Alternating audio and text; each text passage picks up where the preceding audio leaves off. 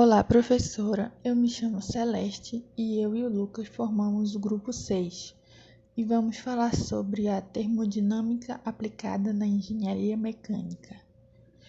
Na engenharia mecânica, é muito usado um tipo de máquina que usa o trabalho para bombear calor de uma temperatura baixa para uma temperatura mais alta. Há 3 tipos de máquina que transformam calor em trabalho: dispositivos de ciclo GL fechado, dispositivos de único passe de ciclo aberto, dispositivos a gás de único passe com ciclo aberto. O dispositivo de ciclo GL fechado, esse tipo de dispositivo faz a substância ser aquecida até ser vaporizada, para então resfriar esse fluido com um condensador. Esse processo gera trabalho, sendo assim, a substância sempre volta a seu estado inicial e sempre será necessário uma caldeira e um condensador nesse tipo de equipamento. As usinas elétricas ou dispositivos movidos a carvão são alguns exemplos. Dispositivos de único passe GED de ciclo aberto. Esse tipo de dispositivo não tem um condensador, pois a substância de trabalho é usada uma vez e depois é descartada.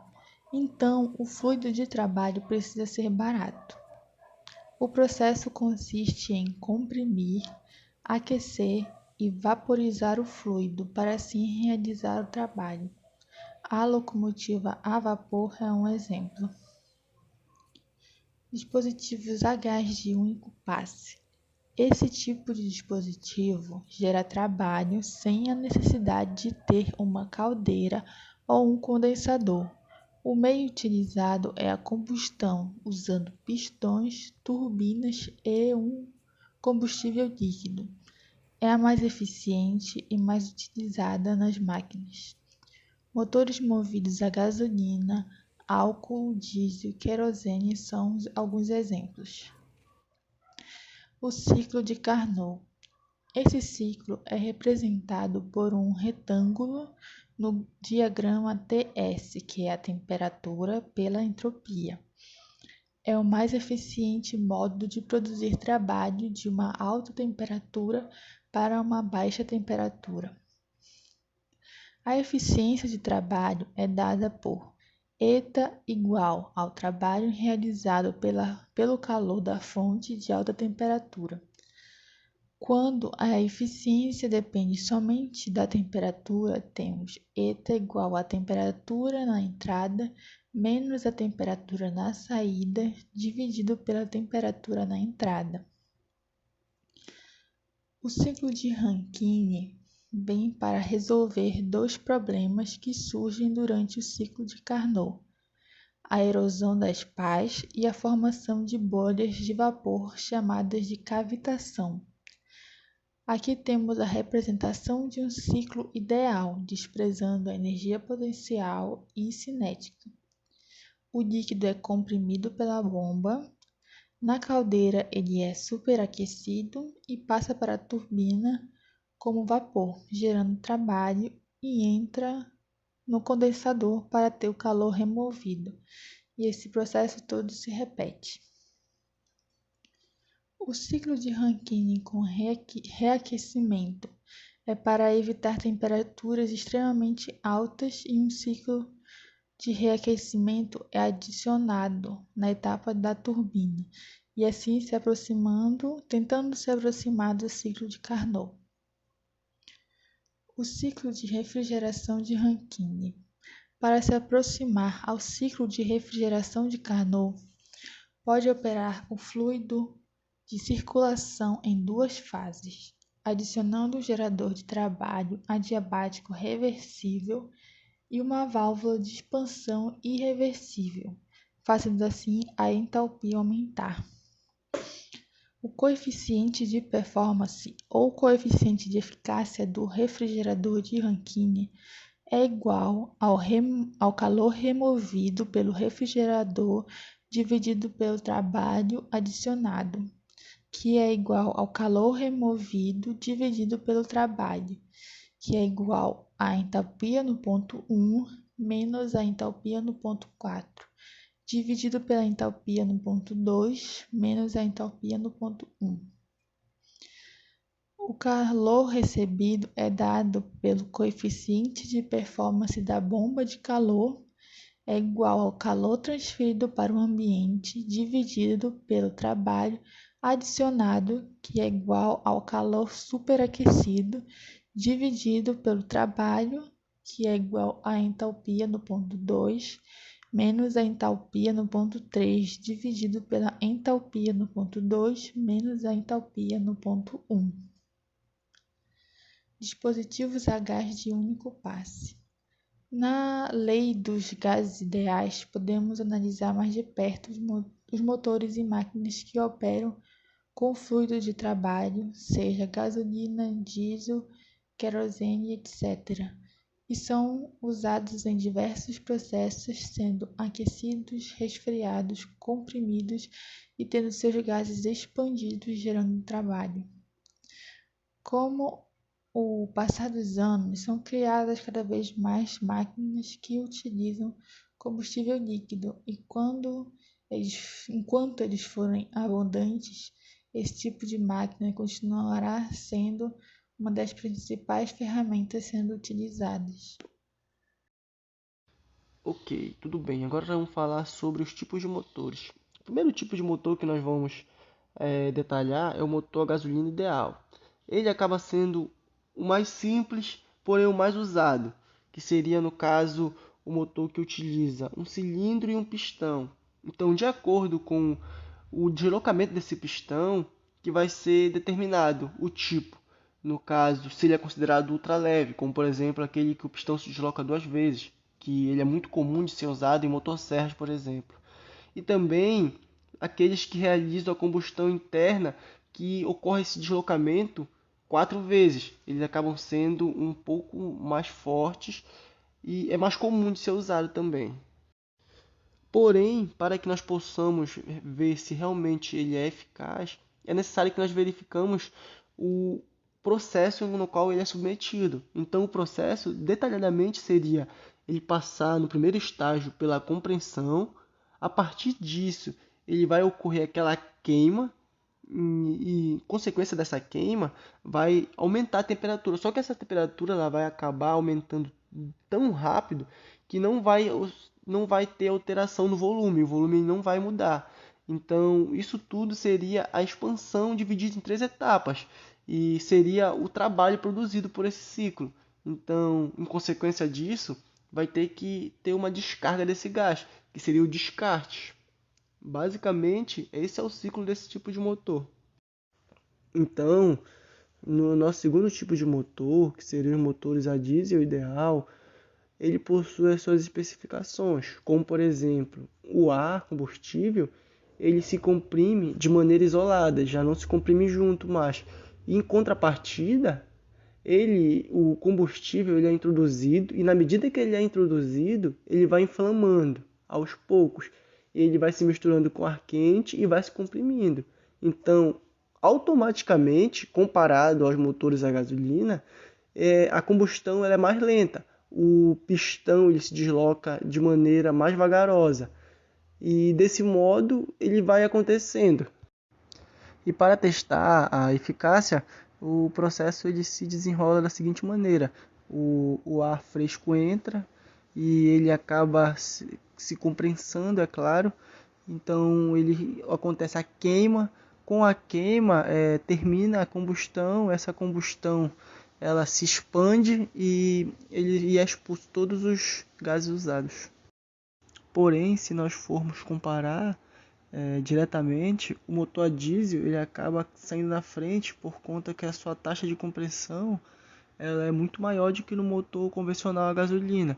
Então isso também influencia muito, como por exemplo também a sua autonomia.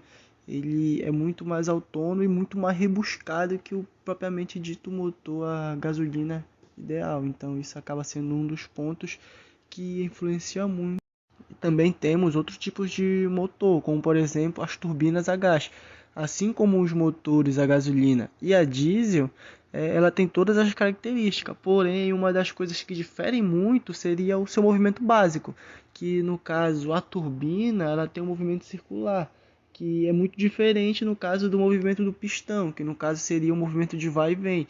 Então isso é um ponto que difere muito e isso vai interferir diretamente no seu modo de trabalho. Então, por exemplo, o ar ele é comprimido pelo compressor diretamente. Então isso é um ponto muito elevado e que acaba sendo diferente. Então o combustível ele é queimado continuamente por conta do movimento que é feito na câmara de combustão. E isso tudo em uma temperatura muito alta.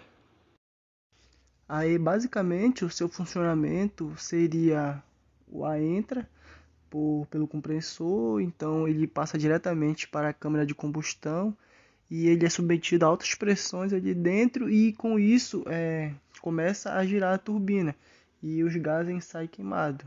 Então essa seria a força de trabalho da turbina a gás. Outro exemplo também é a propulsão a jato, que é também bastante utilizada. E para que ocorra o seu funcionamento, ele usufrui da terceira lei de Newton, que seria, no caso, os princípios de ação e reação. Ou seja, é utilizada alguma força, seja ela água, até mesmo fogo ou gás, para que ocorra uma reação. E com essa reação é possível atingir altas velocidades em um pequeno espaço de tempo. É muito comum em ser usado em diversos aviões e foguetes, porque é um mecanismo que possibilita alta velocidade em um espaço muito pequeno de tempo e utilizando apenas os fluidos. E também nós temos os motores turbojato, que o seu funcionamento, a sua força, ela é resultado basicamente de queima sob pressão. Então, a sua propulsão, 100% dela é o resultado de uma queima sob uma pressão muito intensa. Tudo bem que também esses motores ele possuem um fluxo secundário, mas eles não têm aquela finalidade de força propulsora. Eles apenas fazem com que tenha um pouco menos ruído, escapamento de gases, essas coisas, mas não tem aquela finalidade de força, propriamente dito. Então, a sua força total ela vem de queima sob pressão. E basicamente, resumido, o seu princípio de funcionamento seria a entrada do ar, né? O combustível que vai ser utilizado para realizar essa queima, deixando bem claro que também vai ser em uma alta pressão, e ele passa por uma turbina que fornece um trabalho e com isso a saída de gás ela gera uma alta velocidade. Basicamente, seu processo de funcionamento seria esse, como na imagem. O nosso próximo motor seria um extrato-reator, que ele também é caracterizado por ser um motor de combustão interna. Porém, esse ele funciona de maneira diferente. No caso, ele funciona sob efeitos termoquímicos.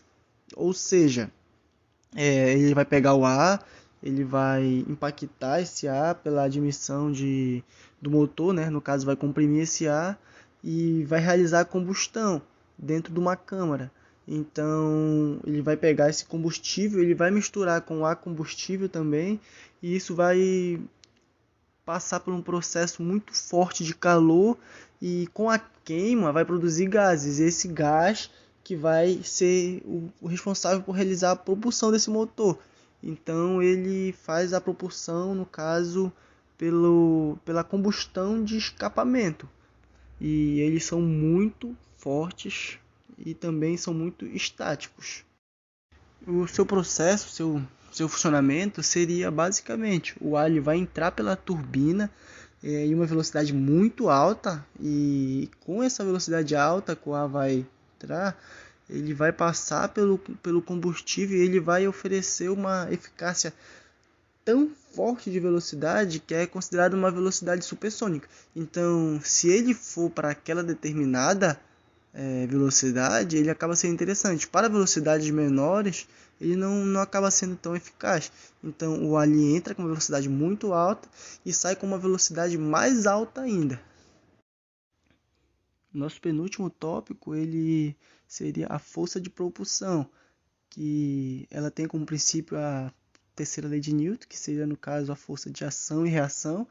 Então, basicamente, o seu princípio de funcionamento seria o seguinte: um processo, uma ação, ou de puxar ou de empurrar determinado objeto para frente. Então, no caso, isso é um sistema de propulsão que consiste basicamente em uma fonte de energia mecânica, que vai converter essa força em força propulsora. Então, um exemplo muito claro disso seria, no caso, jogar um avião de papel. Tá? Com aquela ação de jogar o avião de papel, gera uma força propulsora que faz com que ele voe para frente. No caso, o resultado de uma força mecânica, a força nossa. Então, basicamente seria isso, o seu princípio ativo. Lembrando que é utilizando a terceira lei de Newton com embasamento. O nosso último tópico, ele é motor de foguete. Então, no caso, ele só é adequado para o espaço sideral, no caso, para atingir a órbita da Terra, por conta da sua alta força. Porém, para que ocorra esse processo, é necessário diversas toneladas de oxidantes. Então, para garantir aquela propulsão adequada, porque é um volume muito grande de materiais. Então, também demanda um grande espaço da aeronave. Então, meio que é necessário separar um grande espaço para isso. Como, por exemplo, é muito comum usarem no maior foguete do mundo, que é o foguete da SpaceX, o combustível líquido. Então, basicamente, seria ele alimentado por dois combustíveis, que seria o querosene e o oxigênio líquidos. Então, eles são levados para o motor por uma bomba turbinada e eles entram em contato com as chamas fazendo a combustão e eles realizam todo o serviço. Então, é considerado o foguete mais potente do mundo. E é basicamente esse o processo, que no caso se resume como está na nossa imagem, no caso o combustível e o oxidante. Então eles entram na câmara de combustão e eles com aqueles gases de saída, eles geram uma alta velocidade, que essa velocidade ela é tão alta que ela consegue sair da órbita da Terra, ela consegue atingir o espaço sideral. Então, basicamente, são esses os tipos de motores. Como a gente pode ver, são diversos tipos e cada um para sua determinada função. Cada um corresponde àquilo que lhe é submetido. Também temos diversos outros tipos de motores que estão sendo desenvolvidos pelo mundo. Como, por exemplo, estão sendo desenvolvidos sistemas de motores supersônicos e hipersônicos, que eles pretendem entrar no mercado com uma estratégia de desenvolver um sistema com uma alta propulsão de velocidade. Então, no caso, a propulsão deles nas aeronaves vai ser um negócio que eles mostram como se fossem uma coisa de outro mundo, eu diria. Então, é uma tecnologia que ela está em desenvolvimento. Eles estão realizando os testes é uma tecnologia que utiliza o pré-resfriamento como ponto-chave da estratégia. Então eles falam que é um trabalho que precisa de incentivo para que ocorra. Isso aí pode abrir diversas oportunidades para desenvolvimento de novas técnicas de locomoção. Isso é apenas a nível de curiosidade, já que nós deduzimos diversos tipos de motores, então acaba sendo muito interessante a gente comentar sobre o que ainda está por vir, o que está em desenvolvimento, como por exemplo esse que estão em teste, que se eles conseguirem desenvolver realmente pode mudar muito a situação, já que eles estão trabalhando junto desde 2018. Então é só apenas uma curiosidade. Então, em resumo, esse trabalho ele veio para mostrar para nós a dimensão dos tipos de máquinas termodinâmicas que nós temos disponíveis. Então, nós vamos desde do motor que utiliza o calor até outros motores que utilizam sentimentos. Então, diversos motores, a maioria deles usando a combustão interna, como por exemplo a gasolina e a diesel. Porém, eles são muito diversos e cada um para a sua determinada finalidade. Alguns com cilindros, cada um tem sua especificação. Então isso acaba sendo muito interessante e ver como funciona cada um deles, como cada um deles foi desenvolvido, como o sentido, se ele gira no sentido horário, no sentido anti-horário, pode influenciar diretamente na sua força de trabalho, no trabalho que ele é produzido, a liberação de calor. E basicamente esse é o nosso trabalho. Então, o que resta foi aprendizado e também agradecer a professora. E é isso. Muito obrigado.